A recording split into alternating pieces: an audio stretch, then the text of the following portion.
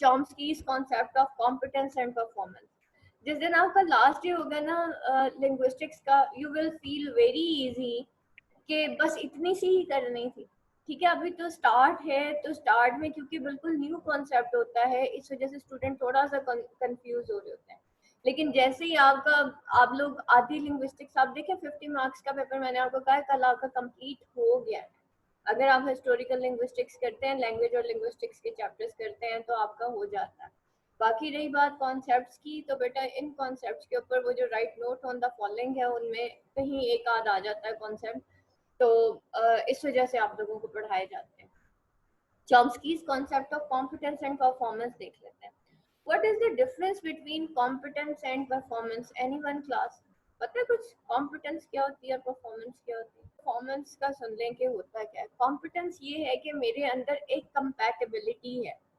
ठीक है, for example एक स्टूडेंट है, वो सारा याद करता है, एमए इंग्लिश लिटरेचर, उसको लिंग्विस्टिक्स रटी हुई है, बहुत अच्छा रटा हुआ है, पेपर सामने आ जाता है। ठीक है, अब एक उसका कॉम्पिटेंस लेवल है कि उसको एक एक चीज रटी हुई है, एंड वो जो है ये एक्सपेक्ट करता है कि जब एग्जाम आएगा ना तो मैं सब कुछ कर लूंगा। ठीक है, लेकिन जब परफॉर्म करने की बारी आती है तो उसका दिमाग बिल्कुल ब्लैंक हो जाता है। ठीक है, और वो बजाय इसके कि हर सवाल जो है, जो भी सवाल वो स्टार्ट करने लगता है, तो उस पर उसका हाथ रुकता है। ये आपकी परफॉर्मेंस होती है। तो कॉम्पिटेंस ये होती है मुझे कितना आता है। ठीक है, और परफॉर्मेंस ये है एग्जामिनेशन हॉल में एक स्टूडेंट जाके कैसे परफॉर्म करता है। मैंने ऐसे ऐसे स्टूडेंट्स देखे हैं जो नॉर्मली अगर मैं उनको देख रही होती हूँ किस तरीके से क्लास में आ रहे होते हैं या नहीं आ रहे होते, अच्छा एग्जामिनेशन हॉल में पता नहीं कैसे इतना अच्छा परफॉर्म करके आ जाते हैं, शायद उनके सर पे पड़ जाती है ये क्या होता है। तो वो उसका परफॉर्मेंस लेवल है, वहां जाके वो परफॉर्म करके आ जाते हैं। पहले वो एब्जॉर्ब करते रहते हैं और कॉम्पिटेंस लेवल उसका शायद इतना नहीं होता, लेकिन परफॉर्म वो बहुत अच्छा कर जाता है। तो that is basically the competence level and performance level. इसी तरीके से एक इंसान है, वो इंटरव्यू देने जाता है, उसका कॉम्पिटेंस लेवल ये है कि उसके पास बीए की डिग्री है, एमए की डिग्री है, और सो ऑन जो भी उसकी डिग्री है। लेकिन इंटरव्यू वो कैसे देता है, वो उसका परफॉर्मेंस लेवल होता है। बाज लोग कहते हैं बड़ा जबरदस्त भाई इंटरव्यू हुआ, बाज कहते हैं। इसी तरीके से हम टीचर्स को देख लें, हमारा कॉम्पिटेंस लेवल ये है कि जी ये मुझे लिंग्विस्टिक्स बड़ी अच्छी सी आती है, लेकिन बाज औकात बहुत अच्छा लेक्चर हो जाता है, बाज औकात जो है हालांकि आता होता है सारा कुछ, लेकिन हम सही तौर पे परफॉर्म नहीं कर पाते, तो फिर उस्ताद कहता है ओहो आज का जो लेक्चर था ना सही नहीं हुआ, तो मैं सही डिलीवर नहीं कर पाई। ठीक है, तो ये क्या, ये मेरी उस दिन की परफॉर्मेंस थी कि मैं सही डिलीवर कर पाई या मैं सही नहीं डिलीवर कर पाई। और बाज़ औक़ात ऐसे भी होता है कि उस्ताद ने लेक्चर जो है वो पढ़ा नहीं हुआ होता, लेकिन लेक्चर बड़ा अच्छा हो जाता है। तो कॉम्पिटेंस लेवल क्या था कि तैयारी नहीं थी, लेकिन परफॉर्मेंस लेवल क्या था, लेक्चर बड़ा जबरदस्त हो। Same is the case with the paper, that is the thing. एक कॉम्पिटेंस लेवल होता है, एक आपका परफॉर्मेंस लेवल होता है। तो that is the competence and performance. ठीक है, ये दो वर्ड्स जगह जगह आपके। तो कॉम्पिटेंस एक्चुअली हम लोगों की एबिलिटी होती है, परफॉर्मेंस ये है कि ऑन द टाइम जब हम इंटरव्यू देते हैं, जब हम एग्जामिनेशन हॉल में बैठते हैं, हम परफॉर्म कैसे करते हैं। ठीक है, खाना इसी तरीके से सबको ही पकाने आता है, कभी बहुत अच्छा बन जाता है यानी कि परफॉर्मेंस लेवल हमारा बहुत अच्छा हो गया, कभी वो हांडी जल जाती है, परफॉर्मेंस लेवल बिल्कुल लो हो गया। ठीक है, कभी कुछ तो, या कभी दरमियाना सा बन जाता है। तो that is our performance level. और कॉम्पिटेंस क्या है, मुझे कुकिंग आती है, तो दैट इज द थिंग। ठीक है, अब यहाँ पे देखें, a distinction developed by Noam Chomsky beginning in his 1965 book Aspect of Theory of Syntax, in which he outlines what he believes the goals of linguistics should be. A quote from the book: linguistic theory is concerned primarily with an ideal speaker listener in a completely homogeneous speech community who knows its the speech community language perfectly and is unaffected by such grammatical irrelevant conditions as memory limitation, distractions, shifts of attention and interest, and errors, random or characteristics in applying his knowledge of his language in actual performance. अब यहाँ पे देखें Noam Chomsky concept of competence और performance में कि एक quote from the book, उसने अपनी ही बुक में से एक कोट दी है जिसमें बुक का क्या नाम था, aspects of theory of syntax, जिसके अंदर उसने कहा है कि लिंग्विस्टिक्स जो है, लिंग्विस्टिक थ्योरी है, वो कंसर्न है प्राइमरीली एक आइडियल स्पीकर और लिसनर से, ठीक है, स्पीकर और लिसनर रिलेशन से, एक बोलता है और एक सुनता है, in a completely homogeneous speech community. Homogeneous speech community जैसे हम लोग होमोजीनियस स्पीच कम्युनिटी है, मेरी जबान भी उर्दू है और आप लोगों को भी उर्दू समझ आती है, तो हम होमोजीनियस स्पीच कम्युनिटी है, और इस वक्त मैं स्पीकर हूँ और आप लोग लिसनर हैं।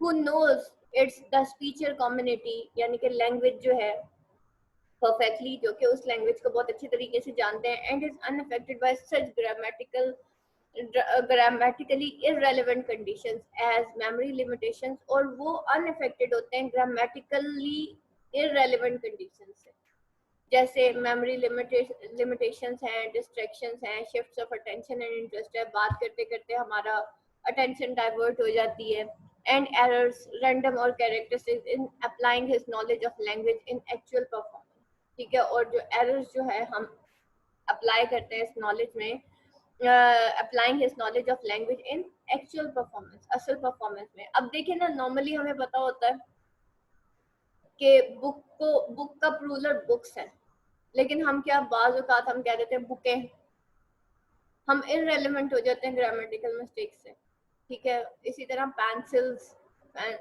पेंसिल्स चले, उर्दू में तो पेंसिलें ही कहते हैं, लेकिन नॉर्मली हम इसी तरीके से और बहुत सारे, हालांकि हमें पता है बुक को बुक्स कहते हैं और किताब को किताबें कहते हैं, लेकिन हम क्या कहते हैं, बुकें, बुकें शेल्फ पे पड़ी हुई हैं। तो क्या होता है कि हम उस वक्त ये चीज़ें बिल्कुल भी नहीं देख रहे होते हैं। Chomsky argued that linguistics should study only the underlying presentation of language and specifically of their own language. He believed that until linguistics understand their own language, they cannot understand language in general. This is why he devoted so much of his career to the analysis of English syntax, in order to illustrate that this is not a flawed knowledge in native speakers. The way he believed naturally occurring data to be, he created a distinction between what speakers know and what they might say. Competence is the knowledge you subconsciously possesses about how to speak a language. देखिए, competence जो है मेरा वो knowledge है जो कि मैं possess करती हूँ about how to speak a language, वो मेरा नॉलेज है, वो मेरी कंपैटिबिलिटी है, या मेरा एक नॉलेज है कि बात करनी कैसे है। और परफॉर्मेंस क्या है, मैंने बात की कैसे, करनी कैसे है, लेकिन की कैसे, ठीक है। तो performance is your real world linguistic output, और परफॉर्मेंस क्या है, वो आपका वही रियल वर्ल्ड लिंग्विस्टिक आउटपुट, कि मैंने परफॉर्म किया कैसे, मेरा आउटपुट क्या है, ठीक है। इनपुट ये है कि मुझे ये पता है कि लैंग्वेज बोलनी क्या है, आउटपुट क्या है कि मैंने परफॉर्म कैसे किया।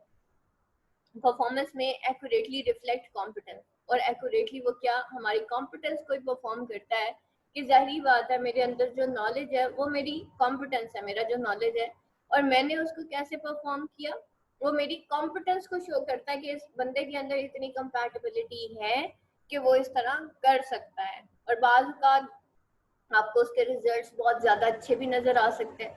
आप देखें ना, हर इंसान को नॉर्मली बहुत सारी चीज़ों का नॉलेज होता है, लेकिन बाज़ लोगों की डिलीवरिंग पावर्स बहुत ज़्यादा होती हैं, बाज़ लोगों का जो है वो पढ़ाने का अंदाज बहुत खूबसूरत होता है, बाज़ लोगों में कन्विंसिंग पावर बहुत ज़्यादा होती है। ये क्या है, ये उनका कॉम्पिटेंस लेवल होता है, सॉरी ये उनका परफॉर्मेंस लेवल होता है, ठीक है। कॉम्पिटेंस तो ये है ना कि हर किसी को, एमफिल भी बैठा है, एमए इंग्लिश भी बैठा हुआ है, और भी बहुत सारे लोग हैं, बीएड भी हैं, एमएड भी हैं, ये उनका कॉम्पिटेंस लेवल है। लेकिन आप ये देखें, इन अगर मैं अपनी फील्ड की बात करती हूँ, टीचिंग की लाइन में बात करती हूँ, तो बेटा टीचिंग आपकी डिग्री से रिलेटेड नहीं होता, ये अब आपका परफॉर्मेंस लेवल है। आपकी ये नहीं है कि एक इंसान एमफिल है तो वो बहुत अच्छा पढ़ा लेगा, या एक इंसान है जो बहुत सारी जो यूनिवर्सिटीज में पढ़ाता है तो वो बहुत अच्छा पढ़ा लेगा। परफॉर्मेंस लेवल जो है वो आप लोगों, हम लोगों का क्या होता है कि वो वेरी करता है पर्सन टू पर्सन, बंदा परफॉर्म कैसे करता है, ठीक है। तो एक उसका कॉम्पिटेंस लेवल होता है, एक उसका परफॉर्मेंस लेवल होता है। लोगों की बात की इतनी अच्छी डिग्रीज नहीं होती। कासिम अली शाह को देख लें, ठीक है, वो बीए में उसने एक ट्यूशन सेंटर खोला था, आप उसका परफॉर्मेंस लेवल देख लें। कॉम्पिटेंस लेवल क्या था, बीए पास था, बीए की एक उसने एकेडमी खोली थी। परफॉर्मेंस लेवल क्या है, आज वो मोटिवेशनल स्पीकर है पाकिस्तान का बहुत बड़ा, और एक बहुत बड़ी इंस्पिरेशन है लोगों के लिए। ये उसका परफॉर्मेंस लेवल है। इट मीन्स कि इंसान की जिंदगी के अंदर ना बेटा इस तरह के मतलब ये हो सकता है इंसान की जिंदगी में कि जो मतलब अगर आप बड़े बड़े लोग देखें ना, बाज ऐसे होते हैं वो कहते हैं कि जी हम कभी साइकिल चलाया करते थे या हम छलियां बेचा करते थे, आज वो किसी कंपनी के सीईओ है। तो इंसान की जिंदगी में ना ये कॉम्पिटेंस और परफॉर्मेंस का जो है ना ये चलता रहता है। तो ये जो रिलेशन है ना कॉम्पिटेंस और परफॉर्मेंस का, ये बड़ा बहुत डीप है। अगर आप इसको थोड़ा सा सोचें और इसको देखें तो that is your competence. The performance is your real world linguistic output. वो आपकी जो आउटपुट हुआ है, जो आपका डिलीवर हुआ सारा कुछ जो आपने किया, जैसे मैंने कासिम अली शाह की, वो उसका परफॉर्मेंस लेवल है कि with the degree of BA, अब तो माशाल्लाह उसके पास और बहुत सारी डिग्रीज आ गई हैं, लेकिन एट दैट टाइम जब उसने स्टार्टिंग लिया था तो उसने बी मतलब एक एकेडमी खोली थी, ठीक है, और वो 9th 10th टिल बीए तक की थी। और माशाल्लाह देखें आज वो कहाँ से कहाँ पहुंच गया। That is his output level. अब वो यही कहते हैं यहाँ पे, परफॉर्मेंस में accurately reflect confidence but it also may include speech errors due to slips of tongue. इसके अंदर आपके स्पीच एरर्स भी आ सकते हैं due to slip of tongue. और as Chomsky point out in quote about external factors such as memory problem, और उसके अंदर आपके मेमोरी प्रॉब्लम भी आ सकते हैं।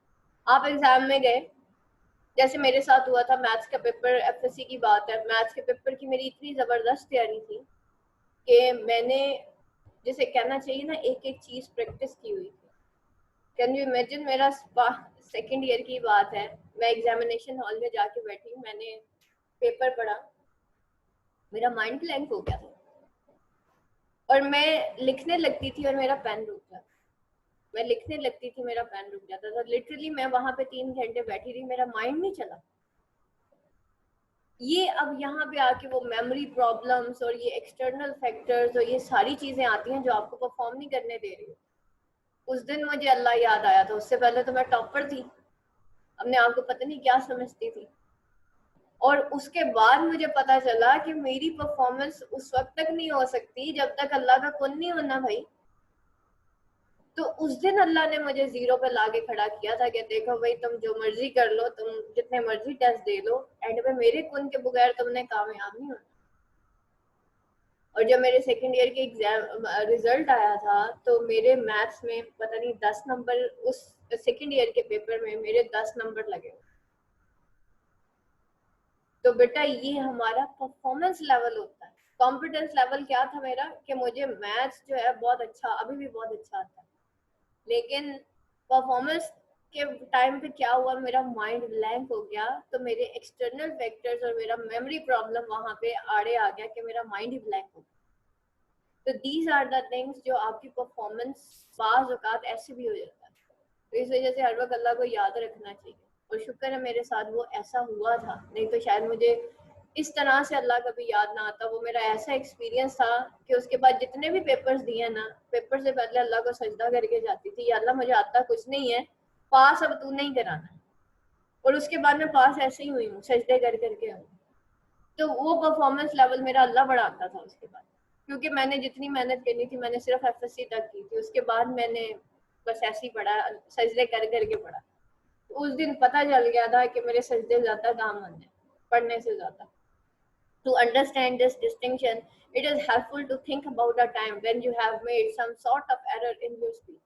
और इस डिस्टिंक्शन को अंडरस्टैंड करने के लिए अब ये हेल्पफुल है कि आप सोचें about a time when you have made some sort of error in your, जब आप कोई सॉर्ट ऑफ एरर करते हैं in your speech. For example, let's say you are native speaker of English and utter the following: he swam in ocean this weekend.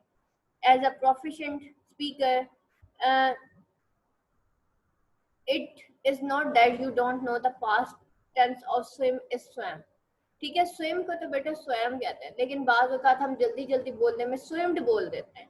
तो हमें पता नहीं चलता. You have just mistakenly applied the regular rule to an irregular verb. You are unlikely to make this kind of error more than a small portion of the time. And may never say swimmed again. Your competence is fine. You know how to conjugate irregular English verb. हमें पता होता है irregular English verbs जो है वो किस तरह से conjugate करते हैं. It is your performance that has let you down. लेकिन आपको पता है swim की second form swam है. और इरेगुलर इंग्लिश वर्ब्स किसे कहते हैं, जैसे स्वयं है ना, तो ये स्वयं हो जाएगा तो ये इरेगुलर हो जाएगा, इरेगुलर इंग्लिश वर्ब हो जाएगा. लेकिन टेंस का टेंस जो होता है ना, सिर्फ डी ऐड होता है, स्पेलिंग चेंज नहीं होते पास्ट टेंस बनाने में, तो वो रेगुलर इंग्लिश वर्ब होता है. और ऐसे टेंसेस, ऐसे थ्री फॉर्म्स ऑफ वर्ब जो कि जिनके स्पेलिंग ही चेंज हो जाते हैं, उनका हम इरेगुलर वर्ब्स कहते हैं. जैसे स्वयं, स्वयं, स्वयं, तो ये इरेगुलर. लेकिन हमने क्या किया, बोलते बोलते हम स्विम्ड बोल दिया. ठीक है. इसी तरह हम वीमेन बोल रहे होते हैं, वीमेन बोलना होता है, हम कहते हैं वीमेंस, एस भी लगा देते हैं साथ, जल्दी जल्दी में बोलने में. और इसी तरह मेरे से भी अक्सर काफी गलतियां हो रही होती हैं. बाज़ औक़ात माइंड जो है वो प्री ऑक्युपाइड होता है, तो मैं बोलते बोलते बहुत सारी चीजें भूल जाती हूँ.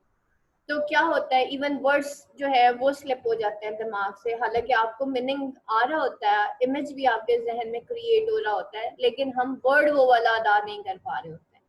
तो क्या होता है, that is our performance level. Competence level क्या है, मुझे पता है, मुझे वो कॉन्सेप्ट है, लेकिन परफॉर्मेंस लेवल क्या है कि मेरा माइंड जो है due to some memory problem या preoccupied state of mind की वजह से या कुछ एक्सटर्नल फैक्टर्स की वजह से जो है वो बात जो है वो मेरे जहन में आ नहीं रही होती. तो ये क्या है, ये मेरा परफॉर्मेंस लेवल है जो कि उस टाइम बिल्कुल कम हो गया था. Though linguistics have since realized that competence is not the only thing worth studying in linguistics, thanks to contribution of linguists like William Labov, who popularized sociolinguistics. But the distinction remains useful primarily because it allows the studying language to differentiate between a speech error and not knowing something about a language. Linguistics use this distinction to illustrate the intuitive difference between accidentally saying swim and the fact that a child or non-proficient speaker of English may not know that the past tense of swim is swam and say swimmed consistently. वो उसको हो सकता है कि भाई एक बच्चा या एक non proficient speaker of English है, यानी कि एक ऐसा बंदा है जिसको इतनी अच्छी इंग्लिश नहीं आती, और वो कंटिन्यूसली जो है पास्ट टेंस ऑफ स्विम को बजाय स्वयं के वो स्विम्ड कंसिस्टेंटली उसको यूज करता जाता, तो ये उसका परफॉर्मेंस लेवल है. उसके बाद नेक्स्ट कॉन्सेप्ट पे आते हैं.